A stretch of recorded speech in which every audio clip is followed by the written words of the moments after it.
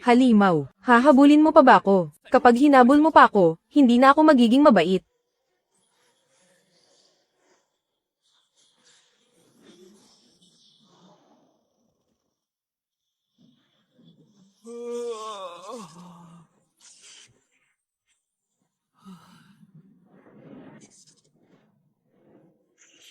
Sampung taon na.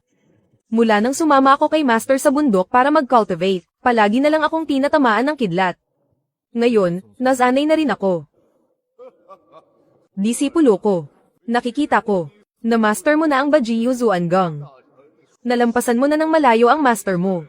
Panahon na para bumaba ka ng bundok. Master, aalagaan po kayo ng disipulo nyo hanggang sa pagtanda. Hindi po ako aalis.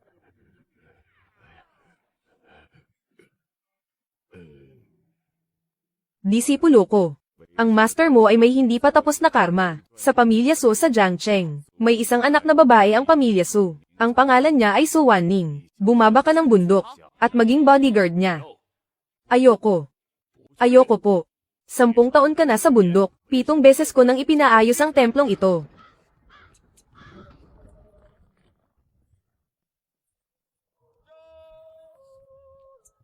Ngayon, kahit damit ko hindi ko na mabili. Disipulo ko, ang talento mo ay labag sa langit. 3 araw para sa isang maliit na realm. 5 araw para sa isang malaking realm. Tuwing nagal level up ka, nadadamay ang templo. Hayaan mo na lang na samahan kita sa pagsubok mo. 100 taon na akong nagko-cultivate, pero nalampasan mo ako sa loob lang ng 10 taon. Hindi na matatag ang Dao-heart ko. Maawa ka naman, bumaba ka na ng bundok. Hayaan mo ang master mo, na mabuhay pa ng ilang taon. Ang pamilya Su ay isang mayamang pamilya sa Jiangcheng. Siguradong masarap ang buhay mo doon. Ang sweldo ay higit sa 100,000 kada buwan. Hindi naman mahalaga ang pera. Gusto ko lang talagang maging bodyguard. Kung alam ko lang na pera ang katapat mo, hindi na sana ako nagdrama. Nga pala, habang nasa Jiangcheng ka, hanapin mo na rin ang nawawalang kutsilyo ng master mo, kung may makapulot nun. Magiging malaking problema. Sige po, master, ibinili na kita ng tiket sa eroplano. Sumakay ka na ng eroplano.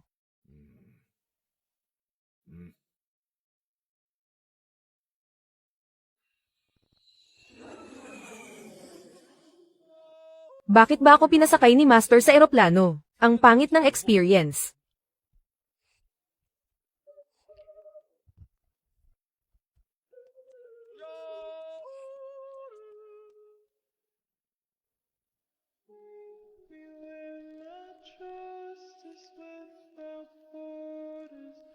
Nilagyan siya ng droga.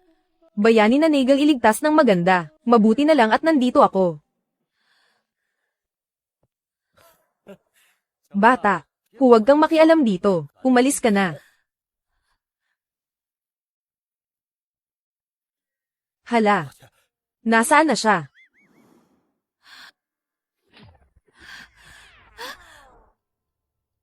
Ikaw, sinampal mo ako. Huwag kang magkamali, inililigtas lang kita. Kalokohan, papatayin kita. Gago ka, kinagat ng aso si Lu Dongbin, hindi mo alam ang mabuti sa masama. Ikaw ang disipulo ng matandang immortal, tama ba? Nako. Hinihintay ka na namin. Ang warning namin nitong mga nakaraang araw. Palaging binubuli. Kahapon nga, binugbog pa siya. Huwag po kayong mag-alala, Boss Su. Nandito po ako. Sisiguraduhin kong ligtas si Miss Su. At walang gallows. Mabuti naman kung ganon. Warning. Bumaba ka na.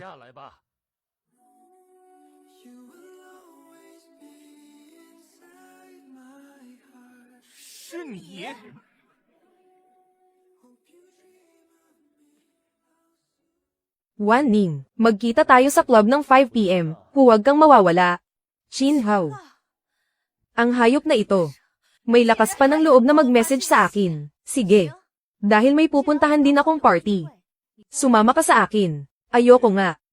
Yung kakarampot na pera na yun, hindi sapat para ibenta ko ang dignidad ko.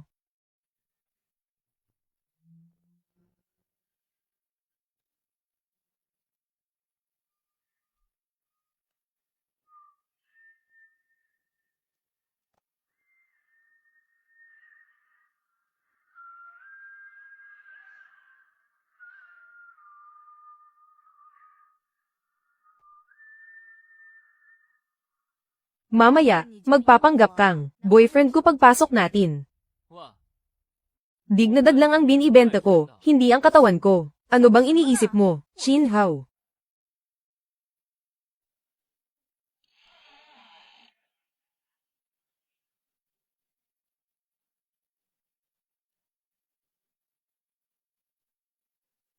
Pasensya na, guys, na-late ako. Wan Ning. Ang ayos mo ngayon. Ang ganda mo talaga. Salamat sa papuri.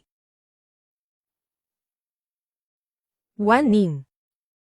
Nung umiinom tayo kahapon, bakit ka umalis ng maaga? Ang hayop na to, nilagyan na nga ng droga ang inumin ko, may gana pang magtanong.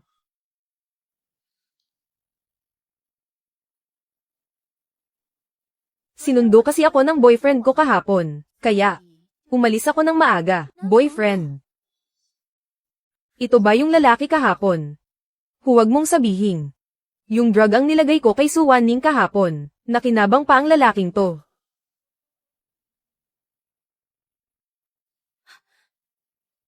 Huwag kang ganyan, hindi naman tayo close.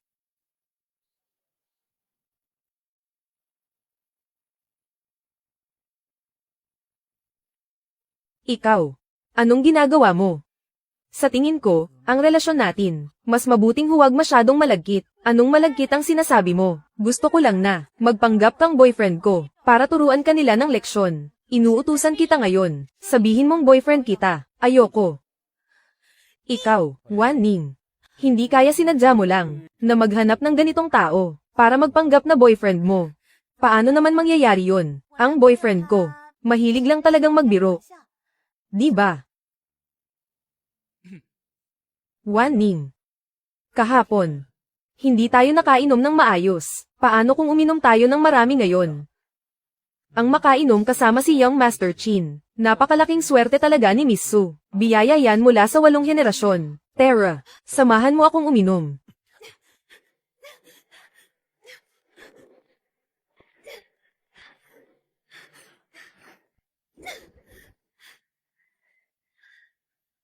Ang lakas ng loob mong saktan ako. Siya ang nag-utos sa akin. Hindi ko siya kilala. Loko to. Gusto mo pa akong paglaruan. Gamit ang taktika ng pag-akit sa tigre para kainin ang lobo. Tingnan natin kung paano kita tuturuan ng leksyon. Hulihin niyo siya para sa akin.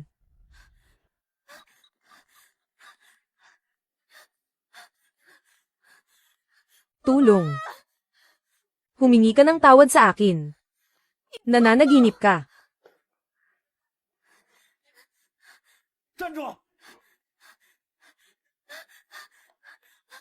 Sorry. Sorry na. Bata. Umalis ka na sa dadaanan ko. Ngayon, kukunin ko na siya.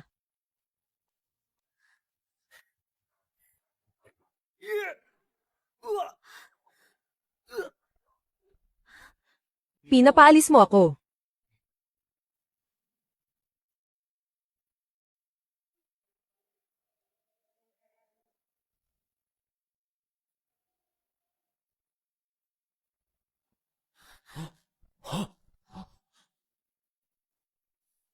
Young Master Chin, ayos ka lang ba? Dumudugo. Dumudugo ako. Ang lakas ng loob mong paduguin ang ilong ni Young Master Chin. Ngayon din. Lumuhad ka at humingi ng tawad kay Young Master Chin. Imposibleng humingi ako ng tawad. Sa buong buhay ko, hindi ako hihingi ng tawad. Sa buong buhay ko.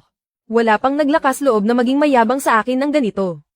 Young Master Chin, huwag kang magalit. Wan Ning, halika rito. Humingi ka ng tawad kay Young Master Chin. Hihingi ng tawad ang mukha mo. Noong huling nilagyan mo ng droga ang alak ko. Akala mo ba hindi ko alam? Ngayon, dinala ko ang boyfriend ko, para turuan kayo ng leksyon.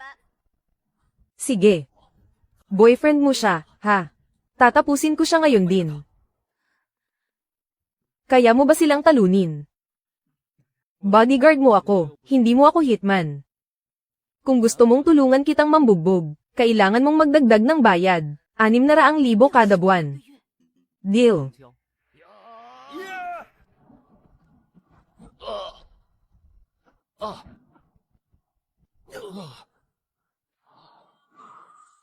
Ito. Paano nangyari ito? Huwag kang lalapit. Su Wanning, paalisin mo siya agad. Turuan mo siya ng leksyon para sa akin. Su Wanning. Ang lakas ng loob mong ipabugbog ako sa taong ito. Nasa likod ko ang Longting Group. PWE. Walang kwenta ang Longting Group. Subukan mo ulit akong pag-isipan ng masama, ipapatapon kita sa bodyguard ko, sa lawa. Lin Yu. Tara na. Young Master Chin, ayos lang po ba kayo? Tumawag ka ng tao, tawagin mo si He Xianren, para tapusin sila.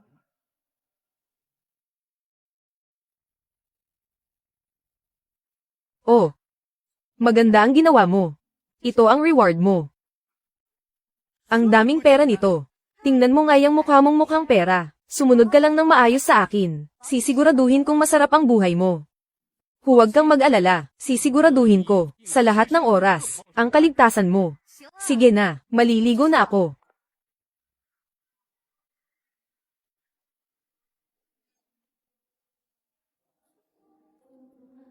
Hoy. Kanina. Anong nakita mo? Wala akong nakita. May panganib. Ito. Anong nangyayari? Magbihis ka, lumabas ka. Anong nangyari kanina? Bulag ka ba? Hindi mo ba nakitang may assassin? Ang tinatanong ko, anong gagawin natin? Magmasid muna tayo. Hindi biro ang lakas ng kalaban. Kaibigan, sa lakas mo, hindi mo na kailangang magtago sa dilim para umatake, di ba? Hindi ko inaasahan. Ang bilis ng reaksyon mo ah. Naiwasan mo pa ang flying knife ko. Ikaw pala. Wei Shi. Su Wanning. Sinabi ko na sa'yo, kukunin kita. At sisiguraduhin kong makuha ka. Hindi lang ikaw, pati na rin ang pamilya Su. Lahat ng yaman nyo ay magiging akin. May sakit ka ba sa utak? Lin Yu. Tapusin mo na sila. Hindi mahina ang lalaking to. Akala ko ba magaling ka? Isa ka bang master? Magaling. Sa harap ng kutsilyo ko. Ang batang to ay hindi karapat dapat tawaging master. Paano? Paano na tayo ngayon? Siyempre, tatakbo tayo. Bakit mas mabilis ka pa tumakbo kaysa sa kotse? Anong nakita ko? Saan ka pupunta? Para kang multo na hindi mawala-wala. Nahihilo ka pa ba? Sinasabi mo pa. Nawala na ba natin sila? Hindi pa.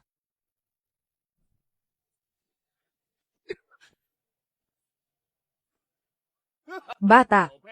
Ngayong araw, hindi ka na makakatakas. Su Wanning. Ngayong araw, tatapusin na kita dito sa gubat.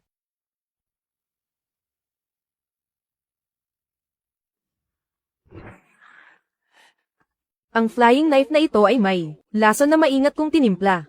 Sa isang iglap lang, isasara nito ang lahat ng meridians mo. Ngayon, wala ka ng pinagkaiba sa isang ordinaryong tao. Totoo nga. Ang galing ng lason na to. He Xianren, turuan mo ng leksyon ang batang yan. Ako na ang bahala kay Su Wanning. Lin Yu, tulungan mo ako. Hindi mo ba nakikita? Hindi ko na magamit ang chiko ngayon. Paano na tayo ngayon? May isa pa tayong paraan. Ano? Halikan mo ako. Manyak, gusto mo pa akong samantalahin ngayon? Nagkakamali ka.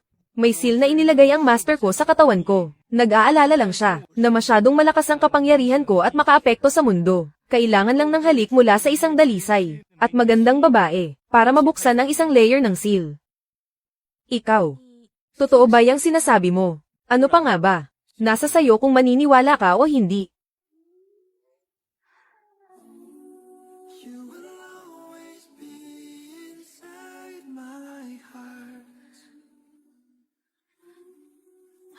Sige, naniniwala ako sa'yo.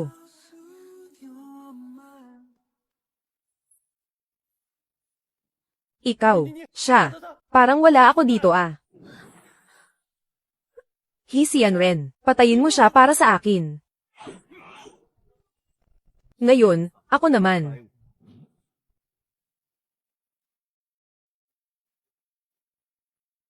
Paano nangyari yun? Malinaw na tinamaan na siya ng lason ko. Bakit mayroon pa rin siyang ganito kalakas na kapangyarihan?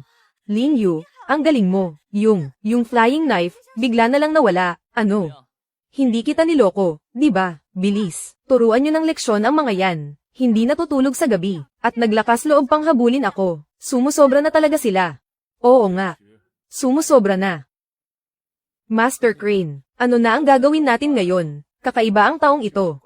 Kanina lang ay malubha na siyang nalasan, at hindi na makagamit ng enerhiya. Pero ngayon, ang kanyang aura, biglang nahijitan ng sa akin. Natatakot akong hindi ko siya kaya. Ano? Kahit ikaw, hindi siya kaya. Paano na yan?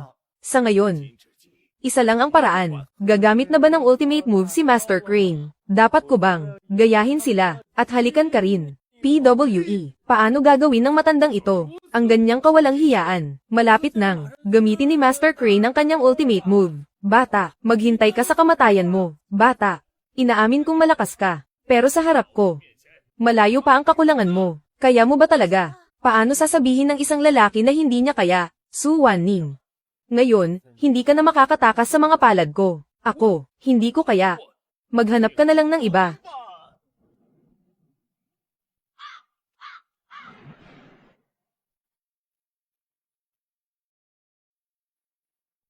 Sinaktan mo ako tapos gusto mo pang tumakas. Hindi pwede.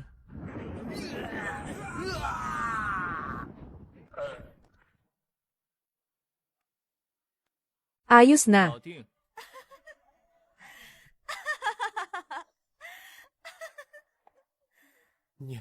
Huwag kayong lalapit. Binabalaan ko kayo. Hindi ako basta-basta.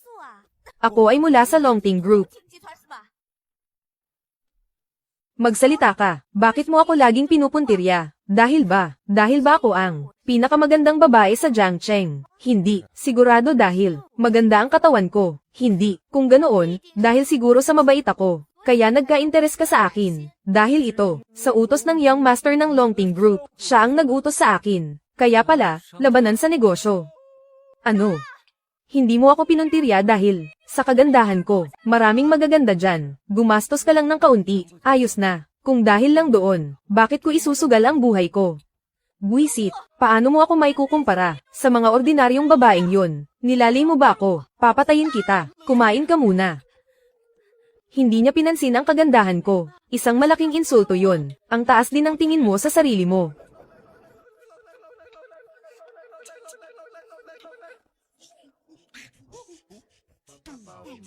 Longting Group, ha? Haharapin ko sila ngayon din. Huwag.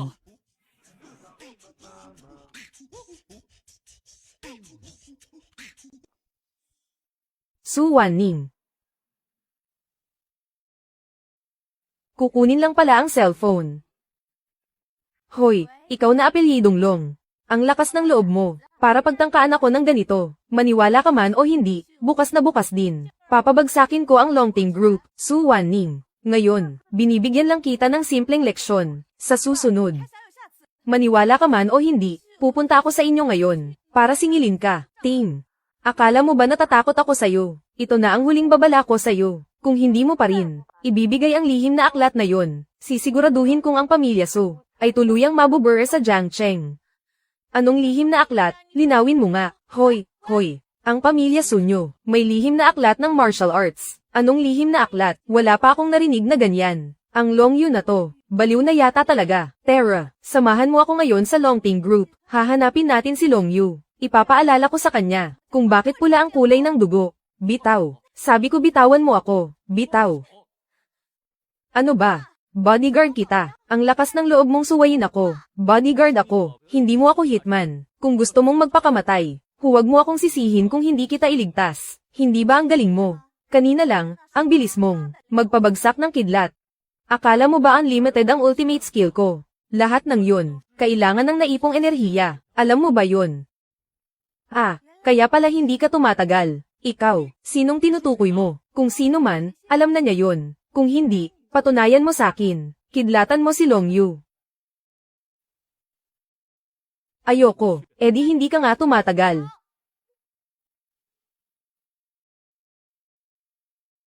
Ikaw.